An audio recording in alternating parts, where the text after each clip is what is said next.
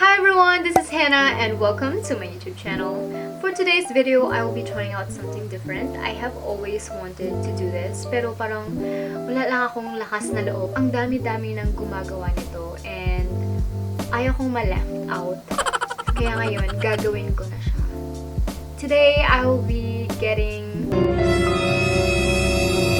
nail extensions! Kasi ang dumi-dumi na iniisip. Magpapa-nail extension lang ako. Okay, so I have already roamed around Boracay looking for a nail spa or a salon that offers nail extensions. And luckily, they do offer nail extensions. Pero na-shocked ako kasi ang mahal pala. Akala ko kagaya lang siya ng mga pang-manicure, mga 85 or 50 pesos, ganyan. Yun yung pinakamahal na rate ng kung magpapamanicure ka. Na-shocked ako sa price. Yung pinakamurang nahanap ko is 1,800 pesos. So, para lang sa kuko, 1,800. Oh my God. So, parang nahinaya ako. Parang I suddenly lost the will to get nail extensions. But, I don't want to give up because I really want to get one. Pero ayaw ko lang masto ng 1,800 or ng sobra pa para sa akin. So I watched a couple videos on YouTube and naman pala siyang i-DIY. So I checked out online if they sell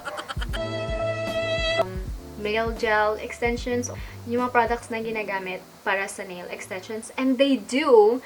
And dumating na siya. Wait lang. So excited na ako na mag-nail extensions. I hope that I get this right the first time so that I don't waste so much product and meron pa akong magamit sa future kung gusto ko pang mag-nail extensions ulit. So, let's go!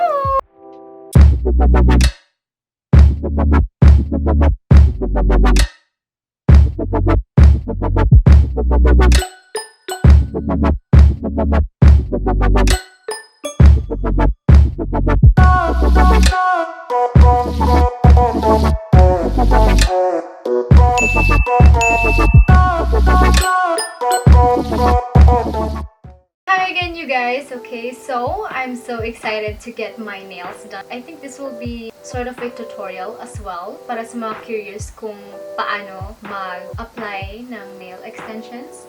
But I'm not a professional at this. Just a disclaimer for you guys. Hindi ako marunong. I really hope na I get this right the first time para hindi masayang yung product. Okay, so as I said nga earlier, naghanap ako online kung saan pwede makabili ng nail gel extensions or yung nail choo-choo. I found one on Shopee and tada! Okay. So ito yung na-order ko sa Shopee. It has three colors or tatlong colors. First one is white, clear, and the clear pink. So, this one is called the Acryl Gel Professional UV LED Nail Gel Quick Building Nail Gel. It also came along with this dual form choo-choo or yung stencil. Hindi ko alam kung ano yung tawag sa kanya. Basta may kasama siyang mga plastic na kuko. Yung parang isi-shape mo siguro yung kuko mo dyan tapos ilalagay yung gel. So, this one is from Shopee and this one costs 395 pesos. So, okay na siya compared sa 1,800, diba? And magagamit ko pa yung matitira. So, save. I'm not sure on how this will work, pero magtitiwala ako sa mga pinanood kong video. I also got this UV lamp. This one naman is from Lazada and it costs 400 something, including the shipping fee. Okay, so it has 3 buttons with timers, 60, 90, and 120. So this one naman is what we're gonna use to cure or para mag-dry yung gel. So, yeah. So, all in all, I spent around 800 pesos for all of these. So, I saved 1,000 pesos. Yan. Okay, so I'm really excited. This will be my first time. And I hope you guys would be able to pick up something in the end. Okay, so let's start! So ito yung kuko ko, guys. Pagpasensyahan niyo na lang siya. Yung pipiliin kong color is ito, yung clear pink. Okay, yan. Okay, so wala akong nail brush. So ito na lang yung gagamitin ko. Yung pang concealer. Hindi ko naman siya ginagamit. So ito na lang. Okay, so since I don't have any nail gel solution or chuchu, ito na lang yung gagamitin ko. Alcohol. Kasi dumidikit daw yung gel sa tubig. So, mas preferred na alcohol or, yeah. Nakita ko sa mga tutorial na kailangan daw yung gagamitin mong stencil is malaki ng kaunti sa kuko mo. Diba siya? Hindi lang ako masyado magsasalita sa video na to para makaka-concentrate ako. Patas.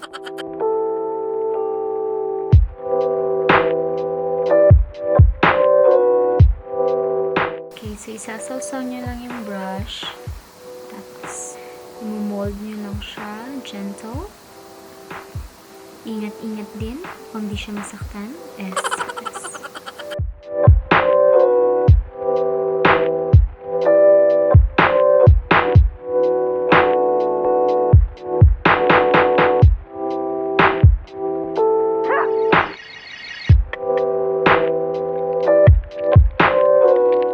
So, tapos na yung 120 seconds. Yan, tatanggalin na natin yung dual form. Tara! Hindi siya tumikit. So, the first try is an epic fail. Pero, tumiga siya. So, ito na yung final output. Okay, so, we're just gonna have to repeat the process over and over again until we finish all 10 fingers.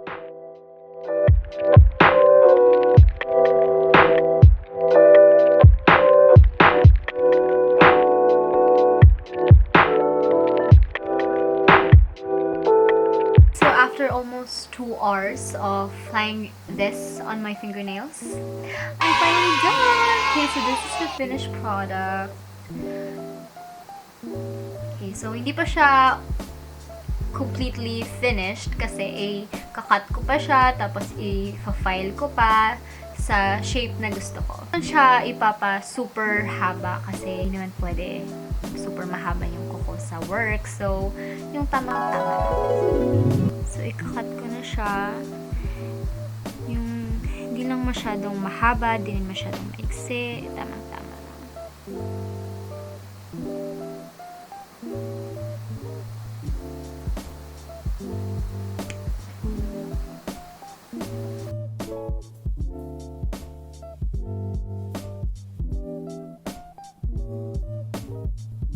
Kapal yung ilalim niya. Wala kasi akong pang scrape ng excess.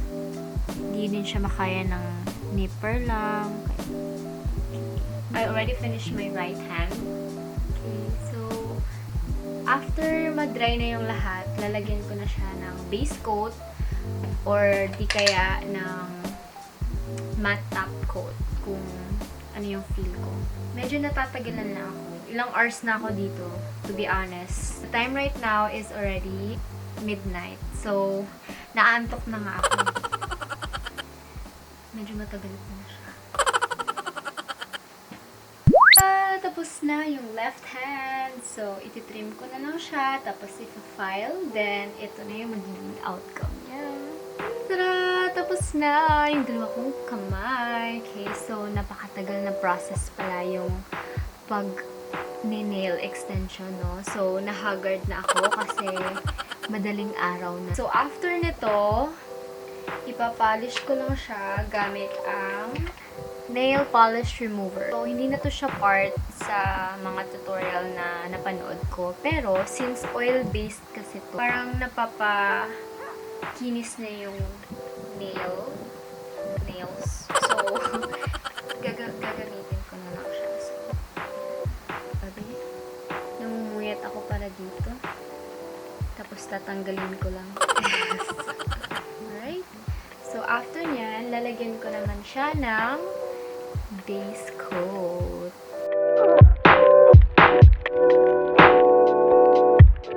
Hi! Okay, so after 3 hours or more na pag a-apply ng nail extensions.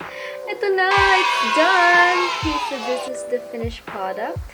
Believe it or not, these are acrylic nails. I'm really satisfied with the result. Hindi ko ina-expect na magiging maganda yung outcome niya, but so far, I am loving it. Okay, so pasensya na ng oily face ko kasi haggard na ako. Kasi madaling araw na. Saka pa siya natapos. Watch out kasi magmo-montage ako. Fingernail montage.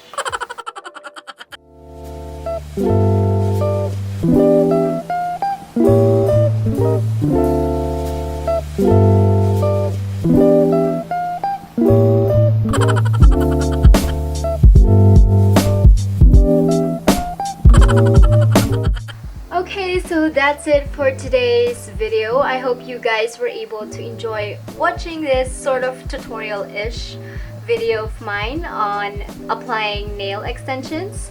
I am so happy with the results, and I hope if you guys try out on applying nail extensions by yourself, you also get good results. So thank you very much you guys for watching. If you have any other suggestions of what videos I should be doing next, feel free to comment down in the comment section below, and also don't forget to click like and subscribe. So thank you again guys for watching, and I hope you have a good day. Mwah!